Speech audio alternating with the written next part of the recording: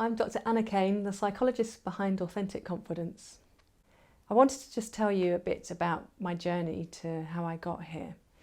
So wind back quite a few years, back to when I was an A-level student, and I was really curious to find out that when I was looking in the textbooks around self-confidence, there wasn't actually anything there.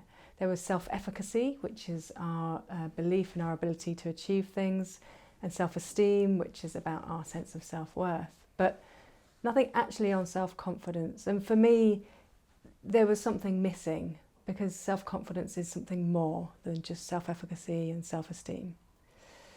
So then, I got on with my life like you do, and just some personal experiences meant that self-confidence continued to be a bit of an interest for me. So I remember people saying to me on a personal level, "Oh, Anna, you're really confident, almost overwhelmingly so."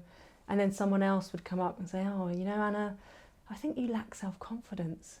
And I just found it really confusing. How could you get two really opposing messages?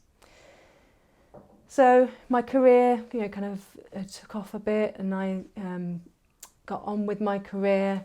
I had highs and I had lows of self-confidence. So I started to experience for myself this kind of experience of confidence shifting and moving.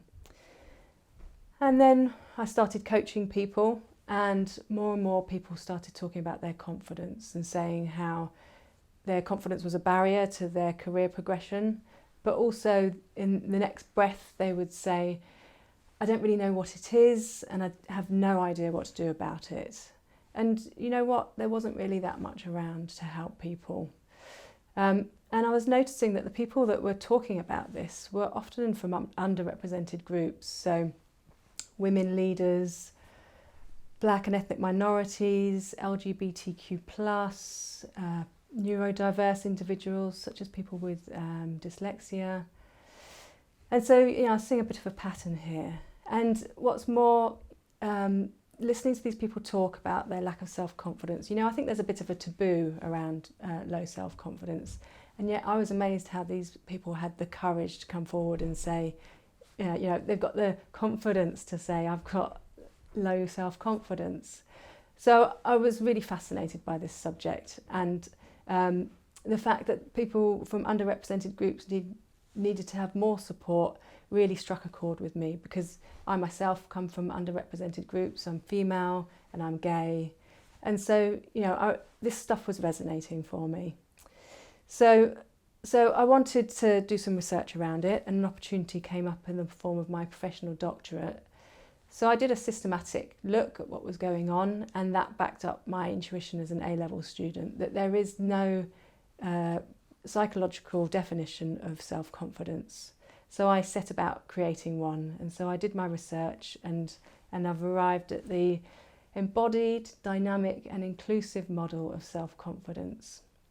So really what I want to be achieving is this vision of senior leaders being represented by a number of different groups, so a more diverse set of senior leadership at the top of organisations, from small entrepreneurial organisations to large corporate business, from local government to central government, and so just having that more diverse representation. And one of the other things that drives me, and I know some people don't like this word, but I've got a really big soft spot for the underdog. And I think that's because I am one, I've been one, and I've been through stuff. I've worked really hard and failed, and I felt the pain of that. And whilst it's really difficult, for me, stuff has emerged from that. Good stuff has emerged from that. So authentic confidence is one of the things that has emerged from some of the really hard, difficult experiences I've been through.